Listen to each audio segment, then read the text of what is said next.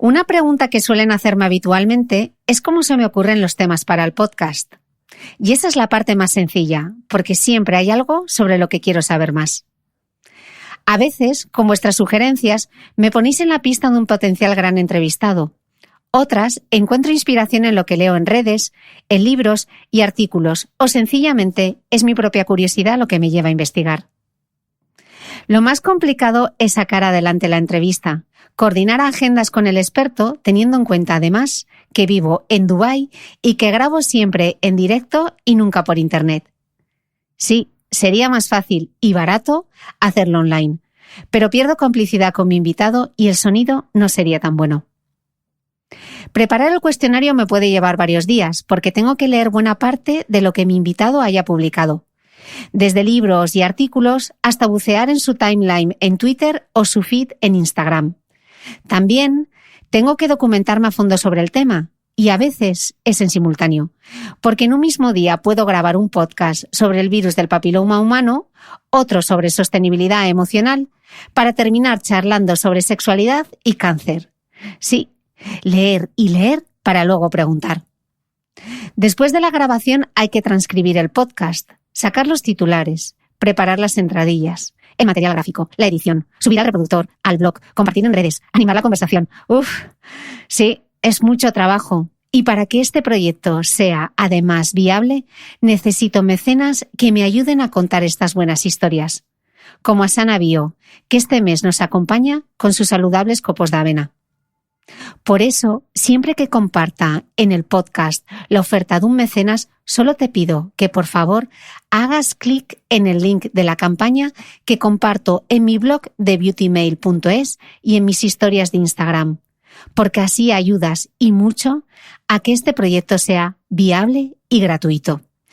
Además, si tras escuchar el podcast lo compartes en redes sociales y me dejas una reseña en iTunes y 5 estrellas, conseguiremos que más gente descubra este podcast y pueda seguir creciendo. Gracias por tu complicidad y por ayudarme a que cada domingo pueda traerte las mejores historias. Una vez más, gracias.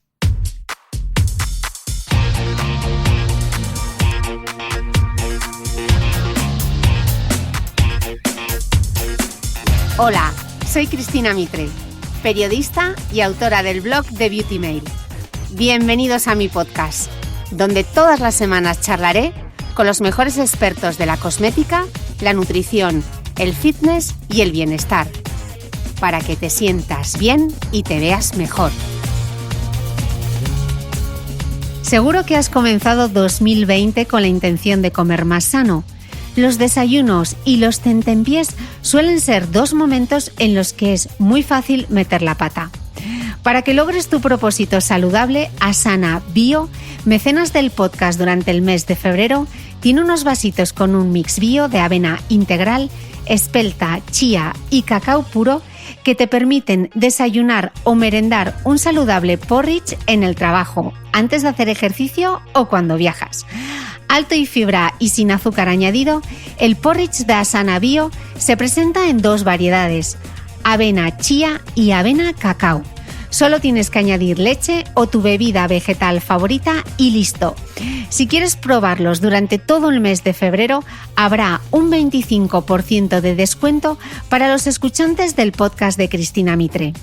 Entra en su web www.asana.bio www.asana.bio y usa el código MITRE25. Muchas gracias a mi mecenas Asana Bio por apoyar la continuidad de este podcast. Bienvenidos todos a un nuevo capítulo del podcast. Yo estoy amortizando estos 3 días en Valencia. Para una vez que tengo estudio, me he dicho, venga, todos a grabar. Estoy muy contenta porque finalmente lo he conseguido. No ha sido fácil. Hemos hecho una coordinación de agendas de esas de primer ministro. Hoy tengo conmigo a Virginia Gómez, que en redes sociales seguro que la conocéis, se llama Dietista Enfurecida. Ella es dietista nutricionista especializada en nutrición digestiva. Y sí, hoy vamos a hablar de tripas. Virginia, bienvenida al podcast. Hola, gracias, muchas gracias. Bueno, ya era hora, finalmente lo hemos ya conseguido. Era hora, ya tocaba. Ya tocaba grabar contigo, además. vamos a hablar de tripas, corazón, vamos a hablar de digestiones, de malas digestiones y de buenas digestiones. ¿Por qué se produce una mala digestión? Por muchas cosas. Es una pregunta muy amplia. Yo diría que si no nos metemos en temas de enfermedades, evidentemente, una mala digestión probablemente se produzca porque o bien comemos algo que está en mal estado, o bien igual nuestra microbiota es la que no está en muy buen estado, porque también hay que pensar, como yo digo muchas veces, que nuestra microbiota se compone de lo que nosotros le damos de comer. Entonces, alguien que a lo mejor solo está acostumbrado a comer carne y patatas, cual día que le das un plato de lentejas, pues es fatal. No lo digieren ni para atrás. Claro. Entonces yo creo que quitando el tema de enfermedades varias que efectivamente pueden provocar malas digestiones, creo que son los hábitos de alimentación de la población que muchas veces las personas no son conscientes de que quizá tengan tan malos hábitos o tan poca diversidad alimentaria, y esto es lo que hace que cuando comen determinadas cosas quizás las digestiones pues no sean lo mejor que pudieran ser. ¿Cuáles son en concreto esos hábitos, esas cosas que igual hacemos de manera inconsciente y provocan que tengamos malas digestiones?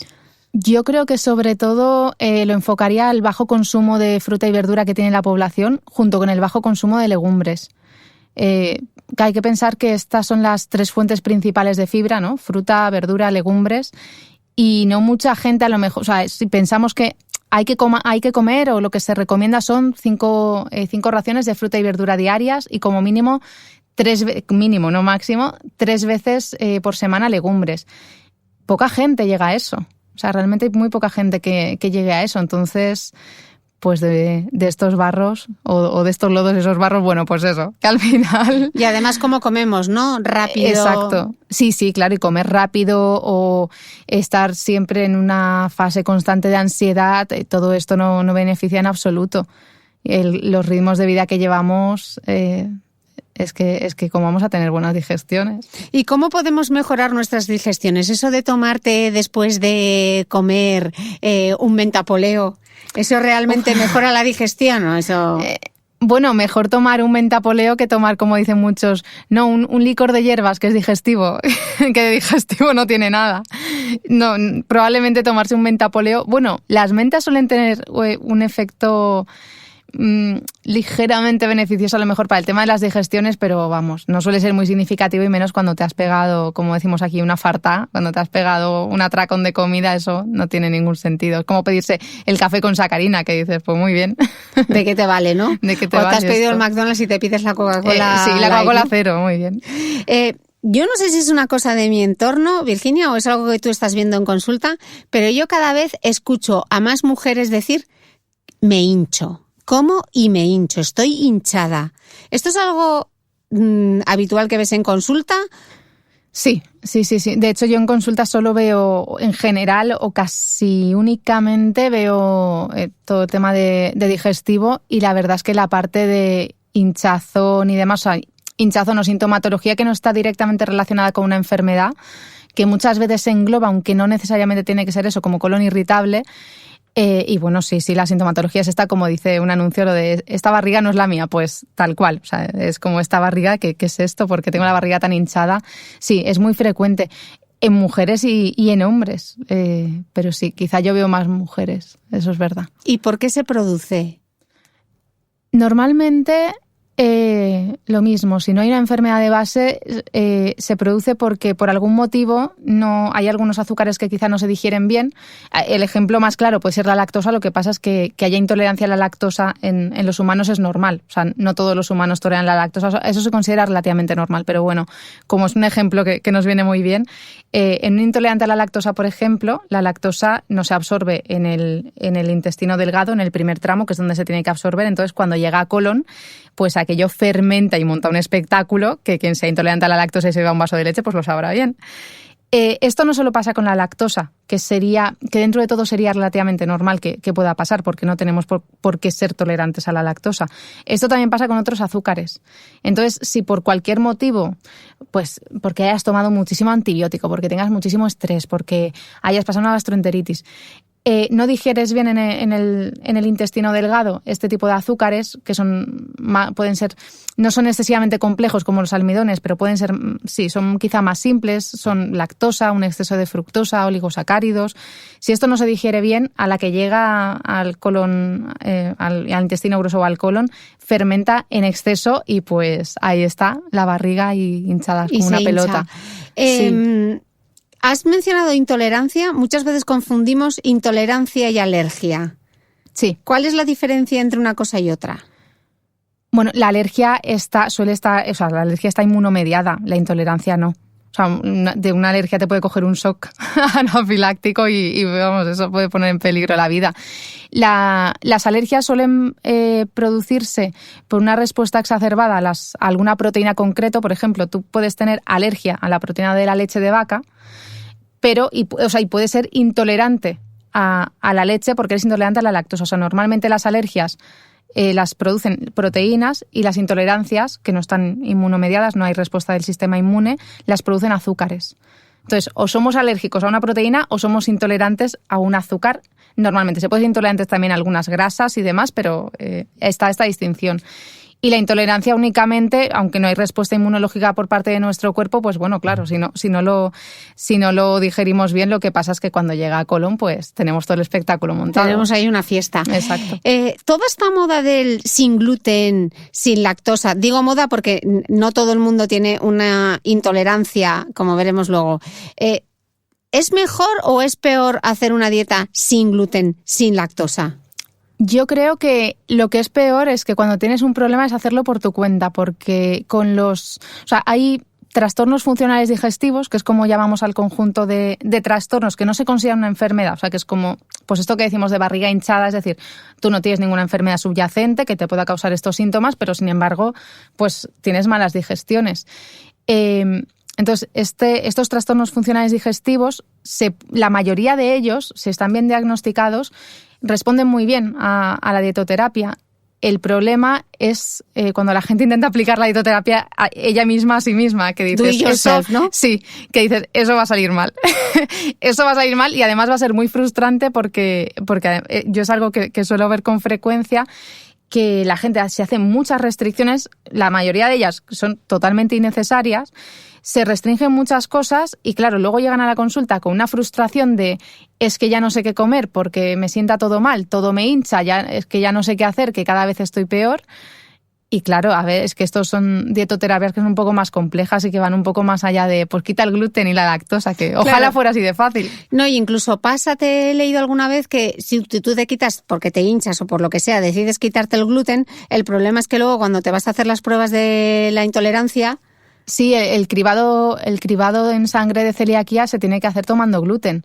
Claro, y luego todo eso nos retrasa mucho porque evidentemente antes de hacer algunas dietoterapias tenemos que comprobar que efectivamente la persona lo que tiene es tratable con la dieta y que no tiene ninguna enfermedad que no hayamos detectado. Entonces, si no se la han realizado, se le pide cribado básico de celiaquía, que tiene que estar tomando gluten. Yo muchas veces pregunto, ¿pero cuando te hiciste esto, ¿estabas tomando gluten? Sí, no, claro. Si me dicen que no, pues ya es un fastidio porque tienes que ir a volver a hacerte la prueba. Hay que hacer algunas pruebas en heces más que son también cribados básicos, pues para descartar un poco las causas más frecuentes que se pueden confundir con colon irritable, entre comillas, o con un trastorno funcional digestivo. Entonces, es que todo esto solo retrasa más las pruebas. Sí. Y una pregunta, si tú te quitas el gluten de la dieta porque decides quitarte el gluten por la razón que sea, ¿te vuelves intolerante? No pasa como con la lactosa, sí.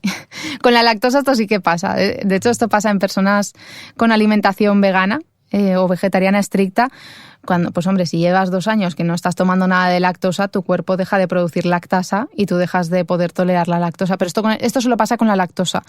Porque que los humanos seamos intolerantes a la lactosa, eso es lo normal en nuestra vida adulta. La ventaja evolutiva la tenemos quienes sí toleramos la lactosa, pero ser intolerantes es lo normal. Por eso cuando hablaba antes decía que esto era una excepción, este azúcar, concretamente la lactosa. Ok, y por ejemplo, ¿cómo sé si me sienta mal el gluten? ¿Qué pistas me da mi cuerpo?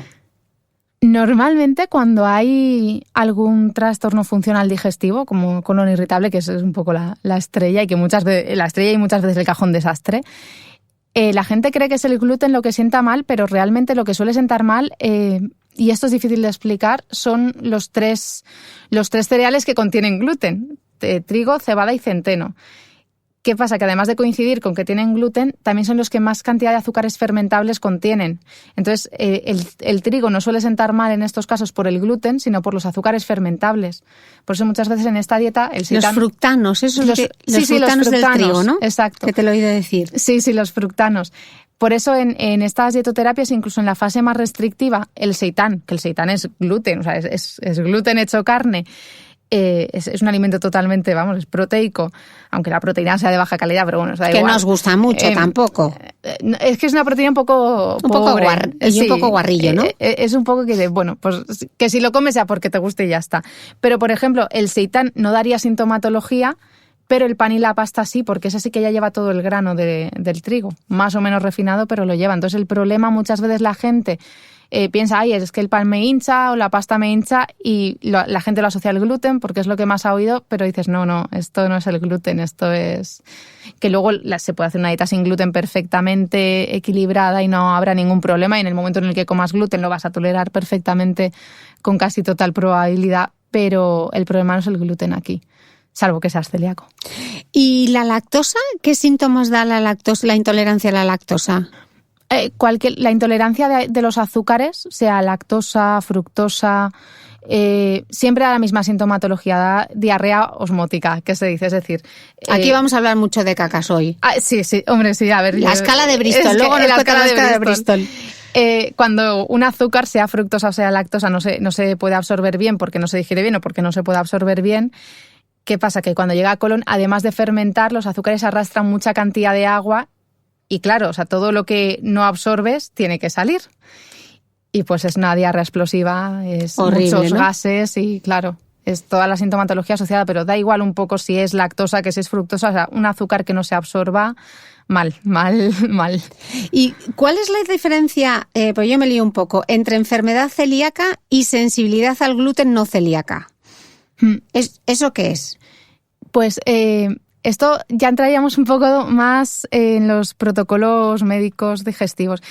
Para tener enfermedad celíaca tienes que haber dado positivo, si no en anticuerpos. Sí que en las biopsias, normalmente en el 99% de los casos la genética es positiva a celiaquía.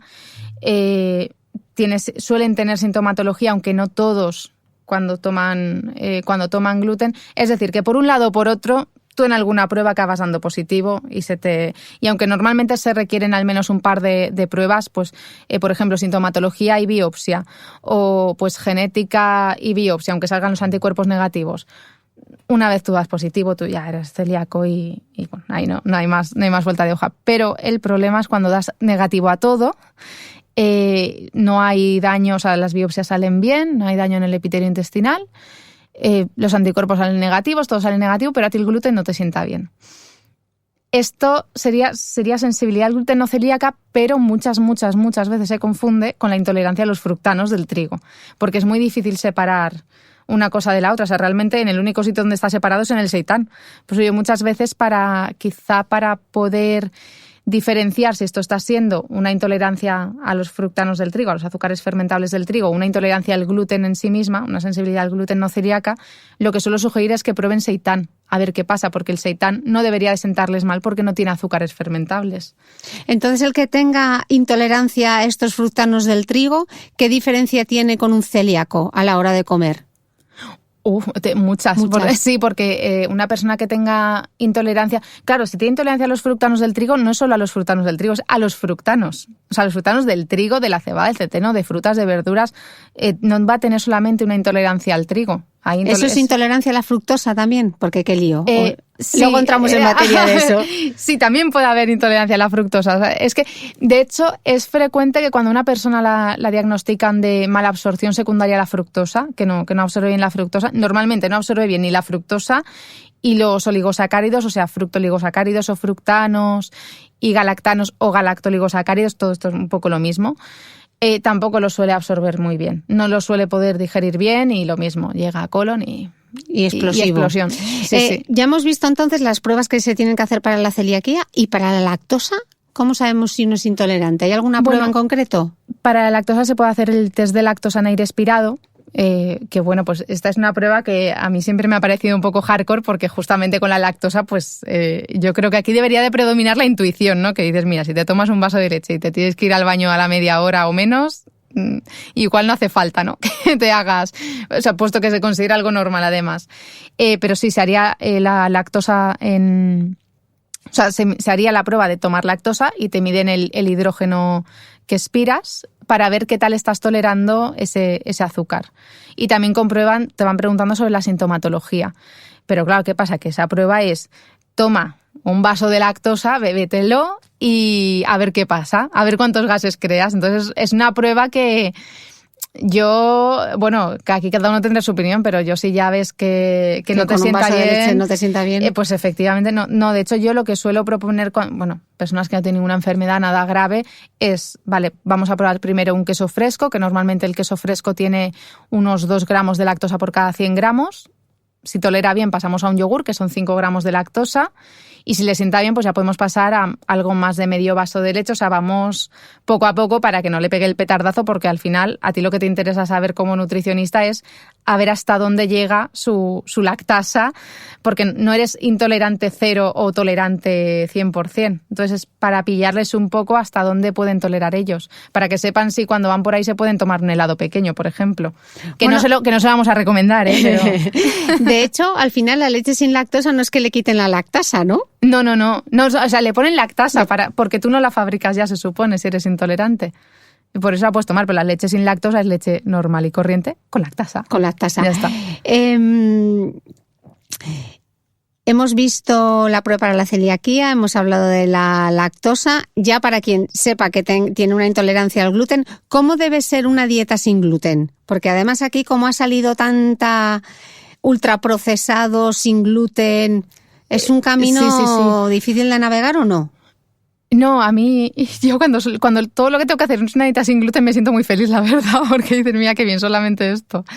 Es muy fácil. Normalmente la parte que suele fallar quizá sea el pan, porque por ejemplo encontrar una pasta sin gluten, ahora te la venden en todas partes. Encontrar masas de pizza sin gluten, pues eso, porque un día, claro, nosotros nunca vamos a poner ultraprocesados, pero la gente muchas veces tiene vida social, quiere comer una pizza, pues bueno, es que tienes masas de pizza sin gluten. La parte más difícil sí que suele ser el pan, porque el pan es algo que la gente suele comer con bastante frecuencia, a diario. ¿Y qué pasa? Que el gluten es lo que da la esponjosidad al pan. Entonces ahí la hemos liado. Porque los panes sin gluten, especialmente los panes sin gluten que venden, pues yo no sé si tú los has probado, pues yo sí que los he probado. Yo no, gracias. No hace falta que los pruebes, te lo puedes ahorrar. Y están, vamos, que eso parece Polixpan. Sí que ahora sí que empieza a haber sitios ya más especializados que te hacen panes que sí que realmente están buenos. Se pueden hacer panes sin gluten en casa, que normalmente en personas celíacas, al menos pacientes que he tenido, es muy raro que tengan que compren pan del súper, este tipo de pan. O sea, o no comen pan, o se hacen ellos el pan y bueno, puntualmente quizá compran este tipo de panes. Esa es la parte más difícil, pero por lo demás el resto de la dieta se cuadra exactamente igual. Y de hecho sobre el papel es exactamente igual una dieta sin gluten para una persona que no quiere tomar gluten porque no le da la gana que una dieta sin gluten para una persona celíaca. Sobre el papel puede ser igual, pero luego en el caso de la persona celíaca tiene que llevar mucha educación nutricional detrás por todo el tema de la contaminación cruzada, que es como, mira, si en esta sartén han hecho una tostada con pan normal, tú esa sartén ni la toques. Si yo con este cuchillo he cortado pan normal, tú este cuchillo ya no lo puedes usar. Si hay una corriente de aire y tienes harina con gluten aquí y yo tengo harina sin gluten aquí, esa harina ya no se va a poder usar para ti. Entonces, tienen que aprender mucho sobre etiquetado, sobre las certificaciones sin gluten. Y complicado comer fuera, ¿no? Sí, para comer fuera, de hecho, vamos, prácticamente las intoxicaciones con gluten les ocurren fuera, porque muchas veces en hostelería como, sí, esto no lleva gluten y no saben la importancia que tiene, pero y además les pueden denunciar a los restaurantes. Entonces esto tiene que estar muy controlado. Yo normalmente, aunque hagamos mucha educación nutricional cuando hay una persona con celiaquía, mi consejo suele ser, mira, asóciate a la asociación de personas con celiaquía de tu comunidad, de donde seas, Y normalmente suelen contar, al menos a nivel nacional, se suele contar con una aplicación que te dice, que te confirma los productos que son sin gluten, te dice también algunos restaurantes y pues bueno, por lo menos tiene un poco más de apoyo por ese lado, porque al principio cuando te diagnostican te debes de sentir como pollo sin cabeza. Ya, perdido, ¿no? Un poco. Sí. ¿Y qué pasa con la avena? ¿La avena dónde se queda? La avena realmente no tiene gluten. Lo que pasa es que como la avena se suele cultivar en campos donde también se cultiva trigo y, bueno, menos cebada y centeno, pues quizá no tanto porque aquí no consumimos tanta, pero bueno, también cebada y centeno, es muy, muy fácil que en la recolecta, en el almacenaje, en el procesamiento, esa avena se contamine. O sea, es extremadamente fácil. Entonces, la avena que está certificada sin gluten es porque aquí tenemos un campo que es solo avena, la recogemos y cuando recogemos la avena solo recogemos avena, solo almacenamos avena, no va a haber ningún riesgo de contaminación cruzada y ahí tienes la avena certificada sin gluten. La avena por sí misma no tiene gluten. ¿Y viene certificada como tal? Sí, con el sello, con la espiga barrada. Okay. Sí, eso sí. Sí que es verdad que algunas personas con celiaquía tampoco les sienta bien la avena, o sea, y puede mostrar las mismas sintomatología que con el trigo. Y también les puede pasar con otros cereales que incluso tampoco tienen gluten, como el maíz. Pero bueno, esto ya es más raro. Esto pasa a lo mejor en un 1% de los celíacos. Pero bueno, de momento, oye, pues mira, si puedes consumir avena, eso que te llevas. Pues sí, hacerte un buen porridge por la mañana, que está buenísimo. Eso sí. Ya sabes que en este podcast hablamos mucho de belleza y de la piel. Y en el caso de enfermedades como la psoriasis, ¿qué relación guarda con el gluten? O sea, ¿hay algo realmente probado o es una intuición?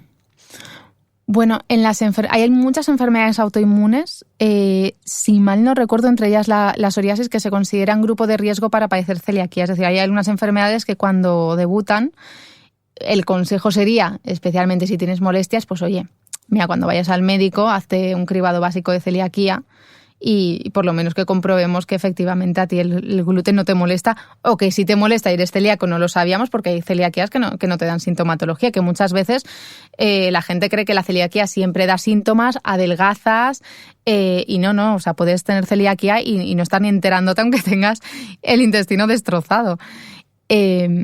Entonces el primer consejo sería hacer un cribado, hablar con el médico o con la médica de cabecera para hacer un cribado. Y luego sí que es verdad que en algunas enfermedades autoinmunes solemos sugerir, digo, pues bueno, podemos probar algún tipo de dietoterapia, entre comillas, que se considera protocolo autoinmune, que se suelen retirar gluten y lácteos de vaca. Luego hay algunas mucho más estrictas. Y bueno, si el paciente está de acuerdo y quiere, pues bueno, lo peor que puede pasar es que no pase nada. Entonces, Es como tú quieres que probemos a ver si te encuentras mejor retirando el gluten. Al menos estas personas no tienen que tener tantísimo cuidado con una persona con celiaquía. Es decir, estas personas pueden hacer una dieta sin gluten y el día que les apetezca, pues bajo su responsabilidad se pueden comer lo que quieran, claro. ¿Y con rosácea? ¿Has tenido pacientes con rosácea? Sí, pero muchos menos. Sí, aquí también es verdad que sea con rosácea, con psoriasis y te diría con enfermedades autoinmunes en general, o sea, la base desde luego, antes que quitar gluten y que quitar cosas, sería que la persona coma bien, tenga unos hábitos de vida buenos, que coma bien, que descanse bien, que a nivel de analítica pues más o menos la persona esté bien, hormonalmente regulada, o sea, que tengamos todo claro y ya una vez la base está, ya podemos decir, venga, pues aquí lo tenemos todo bien, vamos a quitar esto, vamos a probar un mes, a ver qué tal te encuentras, a ver si mejora la piel, si no mejora la piel. Okay. Pero bueno, en mucha gente pues sí que es verdad que suelen mejorar y luego hay otros pues que no les funciona. Así que yo trato de ser lo más sincera posible para que ellos mismos decidan decir, pues mira, la verdad es que no tenemos mucha evidencia, hay algunos estudios, pero pues es verdad que la evidencia es bastante débil porque también no hay dinero para este tipo de estudios, o sea, estudios que dices, no te voy a acabar vendiendo ningún fármaco ni ningún nada, pues la verdad son estudios muy difíciles de financiar. Entonces todo lo que podemos hacer es decir, bueno, pues probamos y lo peor que puede pasar es que no pase nada, pues vale. Y una pregunta, Virginia, porque todos estos cosméticos que se han lanzado ahora aprovechándose de la etiqueta sin, ¿tiene sentido un champú sin gluten? Igual para niños con celiaquía, por aquello de que dicen que los niños se llevan toda la boca, pero vamos, no tiene sentido esto. No, yo la verdad es que me quedé, yo me quedé alucinada. Aunque sí que es cierto que algunas personas con celiaquía, claro, una persona con celiaquía no se va a meter las manos en harina de trigo porque sí, o para hacer para otros, pero tú imagínate una persona con celiaquía que trabaja en un horno. Hay veces que tienen reacción, puede ser sugestivo o no, pero que no les va bien. Entonces, pues bueno, si el champú es sin gluten, pues bueno, pero vamos, que en principio un champú, gluten, ¿para qué? No lo entiendo, yo tampoco. No lo he dicho yo. Estábamos hablando antes de los fructanos del trigo y te preguntaba por la fructosa. ¿Qué es esto? Que yo lo he oído mucho de la mala absorción de la fructosa. ¿Qué es? Esta gente que dice, no, es que tengo mala absorción de la fructosa. Sí, se puede tener intolerancia a la fructosa, pero esta es hereditaria, es decir, si tienes intolerancia a la fructosa es porque naces con ella, es un defecto genético en una enzima y ya naces con ella, entonces claro, estos pacientes ya se lo saben todo porque ya desde pequeños pues ya está todo controlado. ¿Y qué les pasa a los que son intolerantes a la fructosa? Pues que desde pequeños, en cuanto prueban la fruta, normalmente esto es genético, con lo cual ya hay antecedentes en la familia, pero bueno, pues cólicos, diarreas, estómago de niño como un balón. Puede haber, si no se trata a tiempo, puede haber retraso en el crecimiento y en el desarrollo también intelectual. Entonces, pues bueno, tienen que incluso problemas con la glucemia también pueden tener.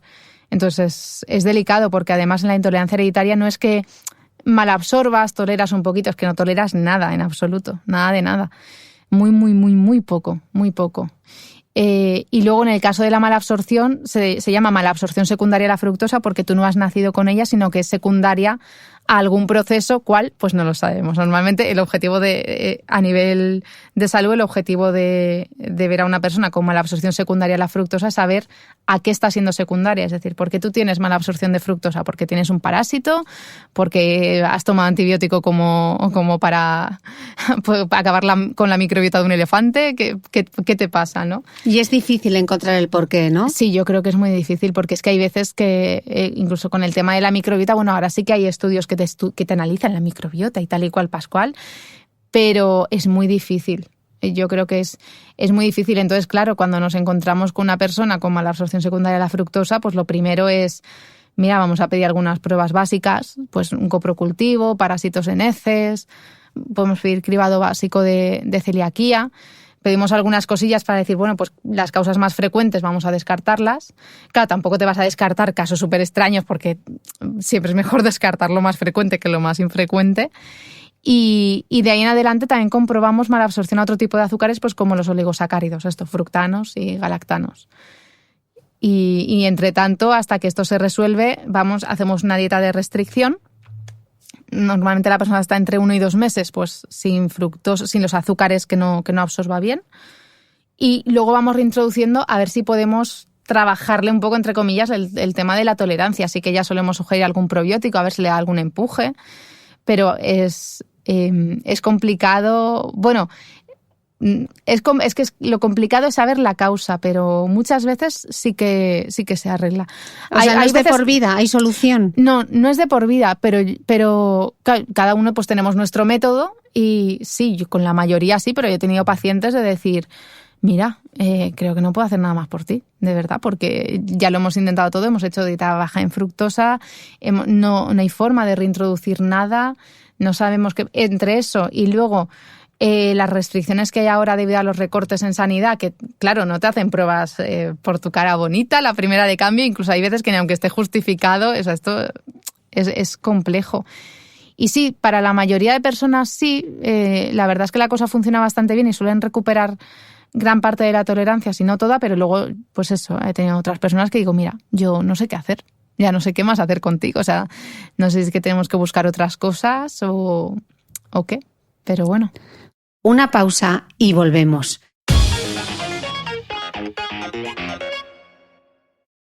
Si me sigues desde hace tiempo, sabes que el porridge, las clásicas gachas de avena, es uno de mis desayunos favoritos, pero no siempre tengo tiempo para hacerlo por la mañana a fuego lento como me gusta.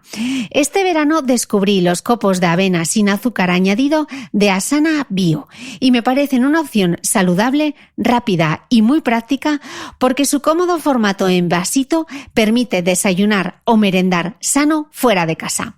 Existen 2 variedades, avena chía copos de avena, espelta, chía y canela y avena cacao.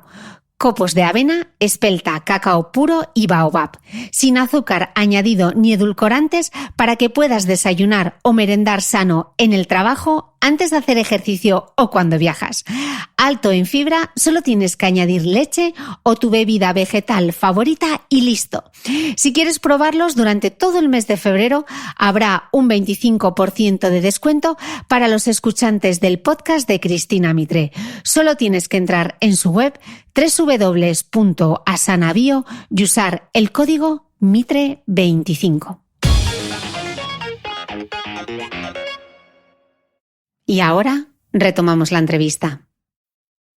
Por ejemplo, en el caso de enfermedades inflamatorias intestinales como el síndrome del intestino irritable, ¿no? No, bueno, enfermedad inflamatoria intestinal sería Crohn o colitis ulcerosa y síndrome de intestino irritable sería trastorno funcional digestivo. O sea, no sería una enfermedad. Ah, ok. No entra dentro de lo... No.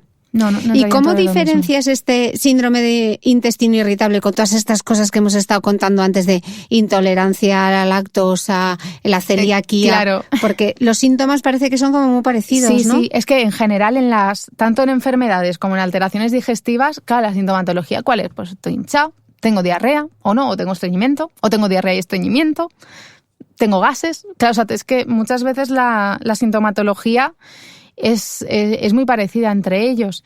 Así que en el caso del síndrome de intestino irritable o colon irritable, lo que se hace primero es un diagnóstico basado en criterios Roma que se llaman, que te dicen, bueno, esto tiene que haber estado presente, esto que te pasa desde tanto tiempo hasta tanto tiempo, tiene que haber una variación en la frecuencia con la que vas al baño, tiene que haber una variación en la consistencia con la que vas al baño. Bueno, se tienen que cumplir algunos criterios diagnósticos. Eso por un lado, que bueno, esto no es difícil de cumplir porque, oye, mucha gente pues le puede pasar, pero luego además se debería hacer un diagnóstico diferencial, que es lo que hablamos de descartar causas probables que se puedan confundir con el síndrome de intestino irritable. Entonces, preguntas por la medicación que toma el paciente, preguntas por las enfermedades que tiene el paciente para asegurarte que ninguna está influyendo. Se pide, pues eso, coprocultivo, parásitos en heces, pregunta si tiene molestia estomacal también para ver si hay que descartar Helicobacter pylori. Vas haciendo un poco un cribado de las cosas que pueden ser más frecuentes y que podemos estar confundiendo con un intestino irritable. Porque intestino irritable, pues eso, o sea, deja de ser una enfermedad, pasa a ser un trastorno, que muchas veces con esto es como, bueno, como de esto no te vas a morir, pues ya está, ya te puedes ir a tu casa, come lo que te siente bien. Y no, porque vale, de esto no te mueres, pero la calidad de vida que te deja es un desastre. Y luego sí que la enfermedad inflamatoria intestinal pues sí que tiene sus criterios diagnósticos y pues nada, hay que diagnosticarla y ya está. No siempre es fácil, pero tiene los suyos también. Lo que me parece en todas estas enfermedades o trastornos es que hasta llegar al diagnóstico me parece que es un peregrinaje, ¿no? Veo como mucha prueba. Sí, suele ser un poco, vamos, desde luego más largo de lo que los pacientes y yo quisiéramos, sí que lo es. Especialmente si además no eres, no estás dentro del protocolo de la normalidad. Quiero decir, por ejemplo, una persona que le salen anticuerpos positivos contra el gluten, es fantástico porque dices, mira, ya está, te van a hacer una biopsia para ver si efectivamente es celiaquía. O sea, si todo va normal y tú entras dentro de la categoría de lo más frecuente que suele pasar es esto, pues genial porque te suelen diagnosticar enseguida. Pero tú imagínate una persona que es celíaca y los anticuerpos en sangre le dan negativo. Eso es un peregrinaje, o sea, hasta que se les ocurre hacer la genética de celiaquía. Todo esto, si el facultativo o la facultativa lo tiene a bien porque considera que sí que podría ser una celiaquía que no dé anticuerpos en sangre positivos, que esto existe. Claro, cuando son tipos de celiaquía, entre comillas, pues si es una celiaquía subclínica, potencia, claro, es mucho más difícil porque la mayoría de los celíacos quizá se diagnostican, pues ya los anticuerpos son positivos, todo es positivo, en tu familia hay gente celíaca, todo esto es mucho más rápido que tú eres el primero de tu familia. Además, los anticuerpos te salen negativos. Además, vas a tardar un año en que te hagan la biopsia. Y entre medias, esos pacientes, ¿qué pueden hacer? Y entre medias los pacientes se quieren morir. Porque claro, hay algunos que... Y a mí me sabe fatal que me dicen, me da igual, yo pago porque me hagan la biopsia, Y, joder, pues a ver, no es justo. Y entre medias, pues Por ejemplo, el problema en celiaquía es que se desaconseja hasta que no te hagan la biopsia dejar de tomar gluten. Entonces, claro, ahí estás tú destrozándote y pasándolo mal y teniendo toda serie de problemas y déficits, porque acarrea déficits nutricionales importantes. Y pues ahí estás pasándola. Virginia, ¿cómo afecta realmente el estrés a los problemas del intestino? ¿Se sabe? Afecta muchísimo el estrés. Yo diría los problemas del intestino y en general de salud. O sea, el estrés yo creo que afecta directamente al sistema inmune. O sea, yo estoy convencida de que el estrés, aunque es muy, claro, al ser algo subjetivo, es complicado a lo mejor de explicar, pero yo estoy convencida que el estrés te inmunodeprime. Yo creo que todos hemos pasado por alguna fase de decir estoy en mi vida ahora mismo tengo un momento de estrés en el punto álgido y pues que te salgan llaguitas en la boca, que se te descame el cuero cabelludo, que tengas mujeres las candidiasis son muy frecuentes o las vaginosis también son muy frecuentes cuando tienen mucho estrés, o el colon irritable. O sea, ni siquiera hace falta que debute una enfermedad. Pero, vamos, nos deja hechos polvo. O sea, yo estoy convencida de que el estrés te inmunodeprime, desde luego. Sí. ¿Qué es esto de los FODMAPs? Bien. Los FODMAPs son los azúcares fermentables de los que estábamos hablando, que yo muchas veces son digo... esos. Sí, yo muchas veces no digo FODMAPs. Los del trigo. Los del trigo, exacto. Yo muchas veces no digo FODMAPs, digo azúcares fermentables, porque yo creo que la gente lo intuye mejor, porque si digo FODMAPs es como, ¿qué ha dicho? ¿FODMAPs? Bueno, FODMAPs se refiere a fermentables, oligosacáridos, disacáridos, monosacáridos y polioles de los alimentos. ¿Y son azúcares. ¿Y qué es una dieta baja en estos azúcares? Esta sería la dieta que hacemos en la primera fase, la fase de restricciones. Una dieta baja en FODMAPs es una dieta que es muy, muy, muy, muy baja. ¿Para qué pacientes? ¿Los que tengan...? Sí, normalmente para colon irritable, pero no necesariamente... O sea, no es como la dieta para colon irritable. O sea, es una dieta para que en ese momento palies la sintomatología digestiva. Ok, ¿y durante cuánto tiempo hay que...? O sea, ¿esto es para toda la vida? Porque es súper restrictivo, ¿no? Sí, y además está contraindicado que sea para toda la vida. Por eso yo muchas veces digo, no sé, si tenéis este problema, de verdad es mejor hacer la dietoterapia ya y no inventar, porque te vas restringiendo, al final la tolerancia acaba empeorando y puede ser una dietoterapia que es muy sencilla y que a lo mejor en 3-4 meses ya lo tenemos solucionado, en 3 meses en el mejor de los casos, pero a ver, esto hay que currárselo un poco también. Entonces aquí la primera fase de la dietoterapia está baja en FODMAPs, la primera fase sería la restrictiva. Según la persona, las circunstancias, pues puede durar entre 4, 6, 8 semanas, o sea, 1 o 2 meses.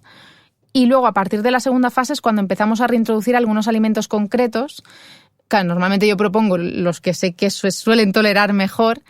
Y en función de los que el paciente tolera o no tolera tan bien, claro, cada alimento pues es más alto o más bajito en un FODMAP concreto, en un azúcar fermentable concreto. Por ejemplo, los lácteos solamente tienen lactosa. Yo ya sé que si un paciente me ha dicho, pues mira, que me tomé un vaso de leche, ya no me hace falta reintroducirle ni el yogur ni el queso, porque la leche tiene mucha más lactosa que el yogur y que el queso, pues ya lo damos todo por reintroducido. Entonces vamos haciendo estas reintroducciones por intuición y por las sensaciones del paciente, nos vamos guiando para hacer las siguientes, hasta que la persona ha vuelto a reintroducir prácticamente todos los alimentos otra vez en su dieta. Y luego la tercera fase, que sería ya la fase de mantenimiento, ya le elaboramos una planificación a ser posible alta en FODMAPs, o sea, ya con bastantes FODMAPs, para que la mantenga como una guía, ¿no? Para luego ya comer el resto de su vida. O sea, realmente en nuestra alimentación como humanos nos compensa que sea alta en FODMAPs, porque muchos de estos FODMAPs actúan como fibra prebiótica y son muy beneficiosos para la microbiota. El problema es que cuando tu intestino no está funcionando bien, te sientan como un tiro. Un tiro. Ok, ¿y qué opinas de todos estos test de intolerancia? Uy, no, esto no. Era una pregunta capciosa. Sí, esto no. ¿Por qué no? O sea, los test, si hay que ser intolerante a algo, esto por la Seguridad Social te lo dicen. O sea, es intolerante a lactosa, fructosa y sorbitol. Luego ya podemos hablar sobre el crecimiento bacteriano, que no sé si me tienes alguna pregunta preparada, pero la podemos posponer. Pero entonces todos estos test que te dicen, no, es que eres intolerante al tomate, o te sale al pepino, o al no sé qué, al ajo. No, esto no tiene ningún fundamento científico, porque además es que no puedes ser intolerante a un alimento. Tú eres intolerante a un compuesto concreto, o sea, puedes ser intolerante a la lactosa, pero no puedes ser intolerante al ajo. Puede ser intolerante a los fructanos del ajo, eso seguro. Eso es bastante frecuente, ¿no? Porque a ver quién se come un ajo crudo, por ejemplo. Pero no puede ser intolerante a un alimento concreto, sino a alguna sustancia que contiene un alimento. Entonces, esto no tiene sentido.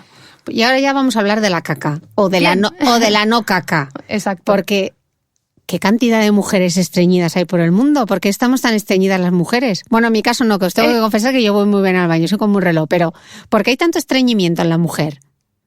Pues, ¿por qué? No lo sé. No, o sea, no tengo ni idea. Sí que es verdad que es más prevalente en mujeres, pero no sabría decirte por qué. No sabría decirte por qué. Y además... No se ha estudiado. Tiene ahí... No lo sé. O sea, no tengo ni idea. Es más prevalente en las mujeres, eso es verdad. No sé si puede estar relacionado a lo mejor con una cuestión de actividad, con una cuestión de ¿hormonal? Otras enfermedades... Sí, hormonal, o sea, derivada de otras enfermedades hormonales. Pero sí que es verdad que hay más prevalencia de estreñimiento en mujeres que en hombres. Normalmente la mayoría de los estreñimientos con una dieta alta en fibra, progresivamente, no vamos a pasar de no como ni lentejas y de repente como todos los días lentejas, que eso puede ser el caos, pero suele remitir y la cosa se suele reequilibrar bastante bien. No siempre, porque hay otras causas de estreñimiento que por mucha fibra que metas, pues no remite, pero para la mayoría suele remitir bien. ¿Por qué es tan importante mirarse las cacas? Porque eso es lo primero que te pregunta un médico, ¿no? ¿Cómo va usted al baño? Sí, yo también lo pregunto mucho, sí, amor. ¿Y la gente que se queda? Sí, porque yo además si me pueden aportar documentación gráfica, pues encantada de la vida, porque da mucha información. O sea, ¿qué información nos da la caca? Pues mira, en cuestiones de consistencia, claro, cuanto más dura es porque o ha pasado mucho tiempo en colon. El colon es como un túnel de secado, entonces el colon va absorbiendo agua y como no tengas una frecuencia de ir al baño pues importante, pues se pueden salir más duras. Luego además si no has comido fibra, pues es otra cosa que tampoco ayuda a que la caca sea medianamente consistente. Y luego tenemos el opuesto contrario, si es líquida, es como esto, ¿a qué clase de velocidad de la luz ha pasado por tu intestino? Porque vamos, como que no se ha absorbido en nada, o sea, tal cual ha entrado, ha salido, no ha dado tiempo a que se forme ningún tipo de consistencia ni nada de nada. O a lo mejor también puede ser pues por eso, porque no se absorben correctamente los azúcares y no solo va el tránsito muy rápido, sino que además los azúcares arrastran agua que tú también tienes que expulsar. Entonces, el tema de la consistencia de la escala de Bristol que comentábamos, hay una escala, ¿no? Hay una Incluso escala, de cacas. sí. Hay una escala para poder enseñársela a la gente. ¿Qué caca haces tú? Pues la 1, la 7 y te van diciendo. Y luego el color también es importante. Unas heces muy, muy negras, por ejemplo, se puede asociar a lo mejor a que haya habido alguna hemorragia en la parte superior. Claro, esto es muy difícil porque esto ya es para hacer un estudio, vamos, ya de laboratorio. Cuando tomamos hierro también, luego muchas veces si comemos muchas espinacas pueden salir verdes, la gente se asusta, pero esto no pasa nada, o sea, esto es el menor de nuestros problemas, que la caca salga verde, vamos, eso no es radioactiva, y luego que salga amarilla, brillante, incluso que llegue a ser anaranjada y así como aceitosa. Eso es una mala absorción de grasas, que dices que pues, puñetas está pasando en tu intestino, por Dios, una analítica ahora mismo. Sí. Y bueno, y luego también en algunos estudios de heces, claro, esto ya son estudios de heces, sí que se pueden ver, incluso a simple vista muchas veces se pueden ver trozos de comida sin digerir, vamos, el famoso grano de maíz omnipresente en muchas cacas, pues ahí está. Hablamos antes de la microbiota, vamos a introducirnos en el tema. ¿Qué es la microbiota? Es la famosa que llamamos antes la flora intestinal, ¿no? Pero sí, que no tiene, sí. no son flores. No, no son flores, no. No, la microbiota serían como son todos los microorganismos que viven con nosotros en el colon, porque normalmente la microbiota está en el colon. Si la microbiota está en el intestino delgado, mala señal, mal. Son todos los microorganismos que conviven nosotros en el colon, y lo que les diferencia, por ejemplo, de los parásitos es que ellos se alimentan de nosotros y también nos dan cosas beneficiosas, o sea, nos ayudan a absorber algunos nutrientes también, a procesar restos de alimentos y son muy importantes en la digestión. También forman parte de nuestra defensa, de nuestras defensas. Sí, también se podría considerar. Y bueno, y claro, una alteración, o sea, y esto tocarlo, tener una alteración o que hayan familias de microorganismos que crecen por encima de lo que deberían. pues esto es liarla. Eso es la famosa disbiosis, ¿no? Sí, la disbiosis, el desequilibrio. ¿Y eso qué es? ¿Cuál es la causa de que hay un desequilibrio en esa microbiota? Tanto la disbiosis intestinal como la disbiosis vaginal. Yo creo que explicando la disbiosis vaginal se entiende mucho mejor la disbiosis. Adelante, que la vagina esta vez no lo he sacado yo, que suele ser protagonista de este podcast, sí, has sido tú. He sido yo, pero es que como ejemplo viene muy bien. Por ejemplo, cuando una mujer tiene candidiasis, o sea, en la vagina tenemos nuestra microbiota vaginal en lugar de intestinal. La cándida está presente como un microorganismo más de tantos. El problema de la cándida es cuando crece excesivamente por encima de sus posibilidades y de las nuestras también. Entonces, claro, ahí estaríamos hablando de disbiosis. En el intestino sucede igual, que hay familias de microorganismos que crecen por encima de lo que les toca y pues pueden generar más gases cuando no deberíamos de generar tantos gases en la digestión. Y pueden generar problemas. ¿Qué pasa? Que muchas veces en los famosos test estos que ahora te hacen de disbiosis intestinal, que además cuesta una pasta, están bien porque te dan información bastante certera de ese momento en el que tú te haces ese test, pero nosotros no siempre sabemos cómo tratarlo. Quiero decir, te dicen, mira que esta persona tiene más de esta familia de microorganismos que de esta otra. Y yo me quedo, pues vaya. O sea, es como no hay dietoterapia, esto todavía no está ni estudiado. O sea, sabemos que no es bueno que haya una disbiosis, pero no hay dietoterapias concretas aún para a ti. Tú tienes sobrecrecimiento de esta familia de microorganismos en tu microbiota del colon. O sea, solo nos dan información que puede ser muy valiosa, sí, pero muchas veces no tenemos respuesta de cara a la dietoterapia. Y entonces los probióticos y los prebióticos y los simbióticos y todo eso. ¿Y todo esto para qué sirve? ¿Todos los psicotrópicos? Sí, los probióticos. Bueno, yo los probióticos. Espera, sí vamos antes de entrar en materia. Vale. ¿Qué es un probiótico y qué es un prebiótico? Vale. Para ver ahí un resumen. El probiótico es el bicho y el prebiótico es el alimento del bicho. Vale. Y el prebiótico muchas veces suele ser un FODMAP. Suelen ser fructoligosacáridos. O sea, yo hay veces que, claro, cuando muchas veces le dan a las personas con colon irritable o con algún trastorno de estos simbióticos, que es cuando juntas pre y probióticos, claro, lo toman y ya es como lo que les faltaba. O sea, ya es, dices, esto peor todavía, vamos a peor, esto me sienta fatal. Claro, a una persona con colon irritable no se le debe de dar fibra prebiótica porque puede darle más sintomatología todavía. Yo suelo ser escéptica con el tema de los suplementos en general, pero yo sí que creo que los probióticos, en la segunda fase, por ejemplo, del protocolo bajo en FODMAPs, cuando ya vamos a hacer reintroducciones que ya les vamos a dar alimento a los bichos, entonces yo creo que es muy buen empujón el dar una suplementación de probióticos. Eso sí. Y en cambio sí que hay prebióticos naturales como los almidones resistentes, que son la dieta nos viene fenomenal. ¿Les damos algunos ejemplos para incluir ese tipo de... para no ir a la suplementación, sino que directamente en nuestra dieta, y eso a todos nos va a venir bien, ¿no? Claro, alimentos prebióticos, y esto es eso sí, la gente que tenga colon irritable o algún trastorno de estos los va a tener que evitar, por lo menos hasta que se resuelva. El menor tiempo posible, sí puede ser. Serían todos aquellos que, o sea, son la mayoría de los que son altos en FODMAPs, por ejemplo. La mayoría de los prebióticos de suplementos se sacan de inulina de la cebolla, por ejemplo. La cebolla, o sea, todo lo que son familia de ajos y cebollas, a estas personas les suele sentar como un tiro. Pero, por ejemplo, familia de ajos y cebollas, prebióticos, vamos, por las nubes. Luego, la patata prebiótica que llaman, que ya ves tú, es patata que la hierves, la dejas, o la hierves, la cocinas de cualquier forma y mientras está caliente, pues la guardas en la nevera o en el congelador y los gránulos de almidón se retrodegradan, o sea, como que se arrugan para adentro y ya no se pueden absorber. Ya no, nuestras enzimas ya no les pueden atacar. Entonces, todo lo que no se puede absorber pasa a ser fibra. Y luego, si lo caliento, ¿qué pasa? No funciona eso. No, lo puedes calentar, pero una vez se arruga para adentro, se retrodegradan los gránulos de almidón, eso ya no vuelve otra vez a su estado. O sea, que la puedo volver a calentar y tengo ahí ese prebiótico. Sí.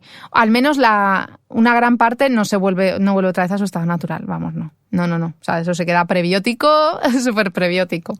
Hablabas antes de la importancia de las legumbres, de lo poco que comemos legumbres, de lo beneficioso que es la legumbre para la microbiota también, ¿no? Para esa diversidad intestinal. Diversidad bacteriana, perdón, que se me ha ido la pinza. Claro, pero es que ahora cuando yo te digo, pero es que a mí la legumbre me da unos gases. Claro. ¿Cómo evito yo los gases? A ver, que la legumbre o cualquier alimento de gases normales, digamos, o sea, me tiro más pedos cuando como alubias, pues bueno, hasta ahí todo dentro de lo normal. O sea, tener gases es normal, que también esa es otra. O sea, el objetivo no puede ser no tener gases jamás. Esto no es normal. O sea, eso sí que no es normal. Entonces, mientras los gases sean expulsables, relacionados directamente con, bueno, pues como alubias tengo gases. O sea, mientras sea todo algo proporcionado, normal y corriente, eso no es un problema. O sea, el problema es que tú comas alubias y pases un día de dolor, de diarrea, de querer morirte, de una hinchazón exagerada. Eso sí es un problema. Pero tener gases, no, hay que pensar también que las legumbres no solo son muy altas en FODMAP, sino que además son muy altas en fibra. Entonces es que lo tienen todo. Pero poco a poco nos podemos ir acostumbrando a ellas. Sí, ¿no? Sí. O sea, normalmente cuando tú comes legumbres todos los días dejan de sentarte mal. Normalmente. O sea, es más por una falta de habituación más que... Y para animar a la gente para que se anime con la legumbre, ¿hay algún truquillo para hacer que no nos den...? Sí, se puede hacer, por ejemplo, por un lado se pueden escoger legumbres sin piel. O sea, por ejemplo, te venden lenteja roja o amarilla, lenteja pelada, que esto te lo venden en todas partes ya. Se puede escoger variedades sin piel. Se pueden escoger, por ejemplo, en el caso de los garbanzos, están los garbanzos dal, que son unos garbanzos típicos de la India, que vienen ya sin piel también. Y además de escoger variedades sin piel o pelarlas, si nos queremos entretener un poco en casa, lo que podemos hacer también son hummus. Entonces, igual que haces un hummus de garbanzo, puedes hacer un hummus de lenteja, puedes hacer un hummus de alubias. Aquí, que es muy típico ahora, el hummus de garrofón, que es como el no va más. Claro, algo que no tiene piel, que además has triturado tipo hummus, que lo has cocinado bastante, todo esto favorece que sea más digestivo. Que lo podamos ir introduciendo. Sí. Estábamos hablando antes de la relación entre el estrés, las digestiones, etcétera. ¿Por qué se dice que la microbiota es casi como el segundo cerebro? ¿Qué relación hay? Qué pregunta. Realmente nuestro tubo digestivo está conectado a nuestro cerebro, claro, o sea, recibe señales constantemente de cómo estamos, si estamos saciados o no estamos saciados, o sea, todo esto es un intercambio constante de información. Ahora, yo creo que aquí hay veces que la cosa, o sea, es verdad que hay mucha información, o sea, puede ser que nuestro cerebro reciba mucha información a nivel digestivo, indudablemente, pero luego ya de ahí, afirmaciones como... si hay un desequilibrio o este desequilibrio intestinal causa que estemos más felices, menos felices, ¿sabes? Todo este tipo de cosas de, no, es que la culpa de tener depresión puede ser porque hay una bacteria en el intestino, en el colon, que no. O sea, ya esa parte yo creo que ahí ya se nos está yendo la pinza y es como, mira, la depresión o este tipo de cosas o la felicidad es algo bastante más complejo, que es que tienes este grupo de microorganismos que ha sobrecrecido. O sea, creo que ahí ya ese es el punto, esa para mí es línea roja, decir, no, mira, esto ya no. O sea, creo que esto ya es mucho más complejo, que es que tienes más bacteroidetes que firmicutes y entonces, pues claro, estás deprimido. O sea, esto no tiene ya ningún sentido. Pero sí, de forma natural, claro, el intestino pasa información al cerebro. Y ya hemos visto lo importante que es tener esa microbiota contenta. ¿Cómo podemos alimentarla? ¿Qué alimentos en concreto? ¿Hay algún alimento en concreto que nos ayude a tener una microbiota feliz? Sí, realmente el primer paso, o sea, por delante de seleccionar alimento, el primer paso es no comer mal, o sea, no comer ultraprocesados. No tiene sentido que yo diga, pues voy a comer más cebollas y me estoy cenando un Big Mac, por decirte algo, lo que sea. Entonces, primero es comer bien, o sea, quitar basura de la comida que comemos, y luego ya sí que podemos enfocarlo a aumentar consumo de fruta, verdura y legumbre. O sea, es que siempre fruta, verdura, legumbre, frutos secos también están bien. Y la fruta, ya sabemos, 5 raciones es el mínimo. Sí, normalmente el mínimo se considera, pero bueno, esto... Tenéis a tope para tomar. Vamos, el mínimo serían 3 raciones de fruta y 2 de verdura. Uh-huh. Pues bueno, bien. Vale, bien, está bien. Pero si alguien quiere comerse 5 piezas de fruta, claro. Otra cosa es que me digas, bueno, me como 12 raciones de fruta. Bueno, igual estás desplazando el consumo de otros alimentos, habría que mirarlo, pero oye... por lo demás. Otra pregunta más, Virginia. ¿Qué es eso de la permeabilidad intestinal? ¿Y qué tiene que ver con todo el tema de las bacterias y de la microbiota? ¿Eso qué es? Vale. La permeabilidad intestinal se refiere a ver, digamos que nuestras células del intestino están como bien apretaditas unas con otras y el problema es que cuando pueden recibir, entre comillas, algún ataque o alguna sustancia que no nos viene bien, se pueden abrir y por ahí pueden filtrar otras sustancias que sean tóxicas también. Por ejemplo, en una persona celíaca, cuando consume gluten, la permeabilidad intestinal se dispara. Entonces, claro, esto puede ser un riesgo de cara al sistema inmune. ¿Qué pasa cuando no se es celíaco y no se consume, y se consume gluten o una persona celíaca que no está consumiendo gluten? Bueno, sí pueden haber otros factores, pero ya sean de alimentación, incluso de bacterias, de virus que nos puedan crear más permeabilidad intestinal. Incluso el ejercicio físico en un momento dado puede crear permeabilidad intestinal porque estás haciendo un sobreesfuerzo, pero esto entraría dentro de lo fisiológico. Es decir, igual que cuando haces ejercicio hay una oxidación, pero no por eso nos tenemos que chutar antioxidantes, es que es una oxidación natural porque estás haciendo ejercicio, no pasa nada, vas a volver a la normalidad y ya está. ¿Qué pasa? Que una persona que lleva mucho tiempo comiendo mal o mucho tiempo con problemas, pues es más fácil que tenga permeabilidad intestinal y esto al final es un poco como la pescadilla que se muerde la cola, o sea, como que todo va peor al final. Entonces, claro, y también es muy difícil, muchas veces se utilizan marcadores como la zonulina para ver si la persona es un poco para medir, digamos, la permeabilidad intestinal.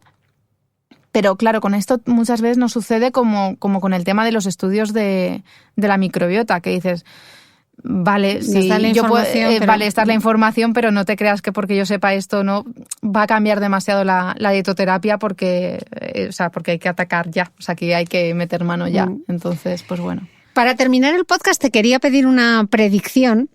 Porque en el libro de Lucía Martínez haces el prólogo en Vegetarianos Concienciados y dices en concreto, elegir con criterio es la única manera de elegir con libertad. Estoy convencida de que el vegetarianismo será una opción como cualquier otra. Seremos mayoría por conciencia o por necesidad. ¿Cómo será la dieta del futuro?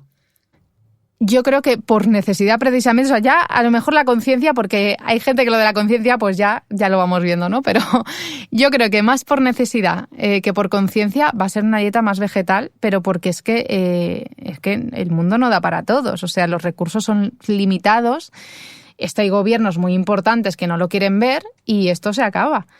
Entonces yo creo que la dieta del futuro por necesidad va a ser más vegetal, pero eso no significa que vaya a ser más buena. O sea, las materias primas pueden ser más económicas, afortunadamente, porque lo vamos a necesitar y porque una materia prima de origen vegetal suele ser mucho más económica que una de origen animal, que tiene muchísimo gasto más detrás. Sí que serán más vegetales, pero no necesariamente de mejor calidad. O sea, yo no sé si hago un buen augurio en este sentido.